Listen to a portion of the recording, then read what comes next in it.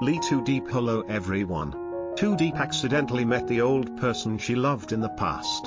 Was it her ex-husband Pao who appeared and wanted to take her back? How will Tu Diep react, and will Jame's conversation with Tu Diep's ex-husband lead to the end of the love story between Jame and Tu Diep? Let's follow this whole story today. One sweltering afternoon, under the blazing tropical sun, Tu Diep, her skin sun-kissed and eyes deep with silent thought, walked slowly back from the melon fields behind the eco-farm.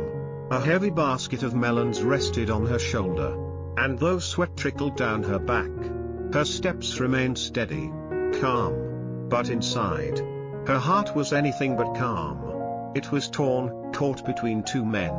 One was James, the kind, quiet man who had stood by her side through hardship and gave her space to breathe, to grow.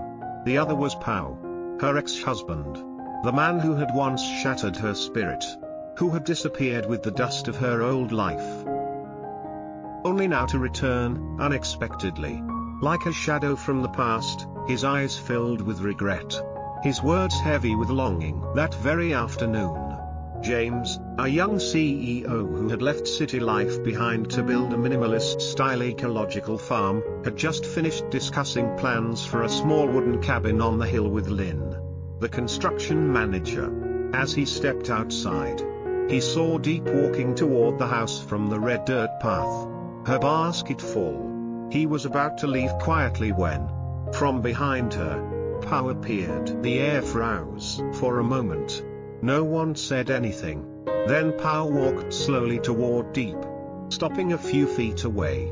His voice, hesitant and low, barely reached her ears. "Diep, is that you?" She froze. She never imagined that her ex-husband, the same man who left her with scars too deep for words, would show up here, in the new life she had worked so hard to build. Pao looked thinner than before, his face more defined, his gaze clearer. He said he had quit drinking, lived alone in the mountains, grew vegetables, raised chickens. "I don't expect you to come back," he said quietly. "I just want to say I'm sorry." The words stirred something in her, but they also twisted her heart painfully. She had once placed all her hope in this man, only to be let down time and time again. He had drowned their marriage in alcohol, anger, and nights of absence. But here he was, seemingly changed. And she, now standing in the balance between forgiveness and self-preservation, didn't know what to feel. On the way to the market that day, Pao offered to carry her basket. At first, she hesitated, but eventually nodded.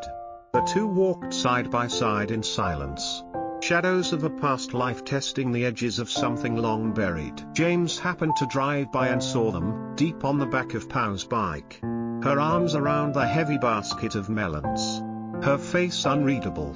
He slowed his car, rolled down the window, and greeted them. "Are you Pao?" James asked calmly.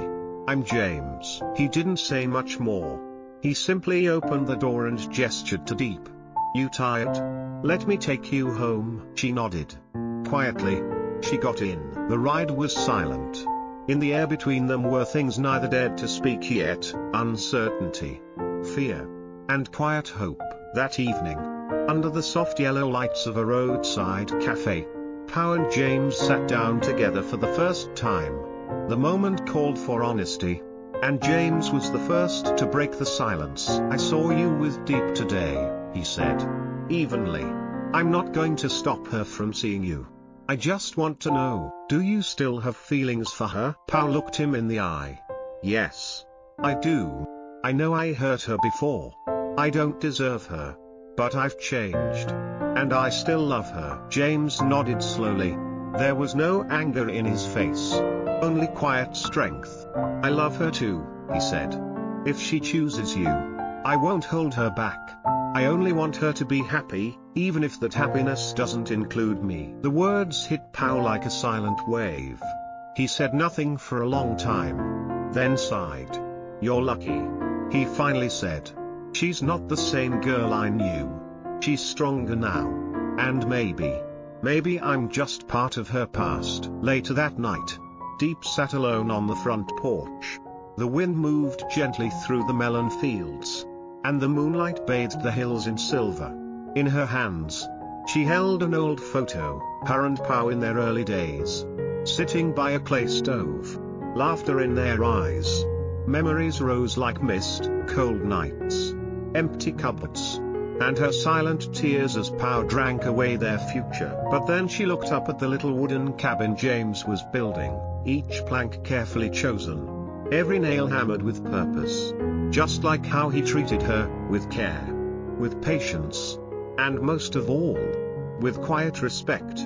He stepped out from the shadows, placed a glass of water beside her, and sat down. "I saw him," she said softly. "He's changed." James didn't flinch. "I know. And if you still care for him, I won't stop you. Just don't choose out of guilt or nostalgia. Choose what makes you feel at peace." She looked at him, her eyes no longer clouded. "I thought, if he ever came back, maybe I'd go with him. But now I know, I've moved on. I'm not the girl I used to be. And I don't want to go back. I want to go forward." James didn't say a word. He just smiled, gently, and reached for her hand. That night, as the wind whispered through the trees and the scent of earth filled the air, something settled inside Diep. Not a decision born of confusion, but one rooted in clarity. She wasn't turning her back on the past, only choosing not to let it hold her anymore. Because love, sometimes, isn't about grand promises or fireworks. It's about someone who waits for you to choose, and who still stands beside you when you finally do. And this time, Diep chose not to let go. She chose James, with her whole heart.